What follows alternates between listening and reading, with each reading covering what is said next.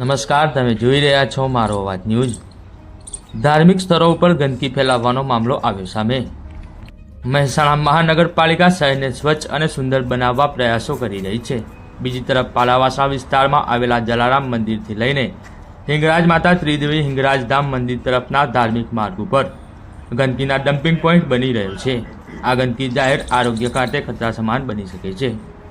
હિંગરાજ ધામ મંદિર તરફ માર્ગની બાજુમાં પાર્ટી પ્લોટ દ્વારા રસ્તા ઉપર કચરાનું સામ્રાજ્ય ફેલાવ્યું છે। અસહ્ય દુર્ગંધ અને રોગચાળો ફાટી નીકળે તેવા દ્રશ્યો જોવા મળ્યા હતા।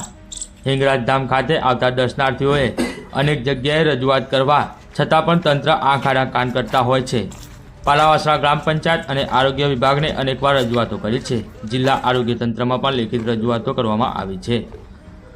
સંસ્થાના પ્રમુખ અને દર્શનાર્થીઓના જણાવ્યા પ્રમાણે આરોગ્ય તંત્ર કે સ્થાનિક તંત્ર દ્વારા આ ગંભીર મુદ્દા પર કોઈ કડક પગલાં લેતા નથી। ત્યાંથી આજે ગંદકી બાબતે અમે જે રજૂઆત કરી રહી ગંદકી બાબતની આજની સમસ્યા નથી, કાયમી સમસ્યા છે। જ્યારથી આ જલારામ મંદિરવાળાઓએ આ ધર્મશાળા બાંધી અને ભાડેથી જ્યારે રસોડા અને એ બધું આપવા માંડ્યું ત્યારથી આ સમસ્યા હંમેશા ચાલુ રહી છે। વારંવાર કહેવા છતાં વારંવાર લેખિત રજૂઆત પંચાયતમાં કરવા છતાં હજી એમાં કોઈ ફેર પડ્યો નથી।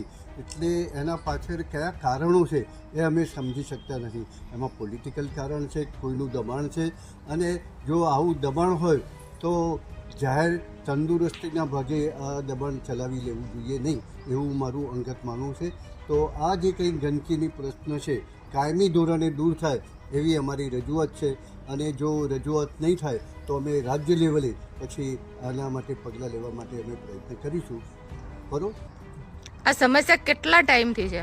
આ સમસ્યા મેં કહ્યું ને કે જલારામવાળાઓએ અહીં ધર્મશાળામાંથી અને ભાડે આપવાનું શરૂ કર્યું અને રસોડા શરૂ કર્યા ત્યારથી આ સમસ્યા લગભગ ચાલુ છે।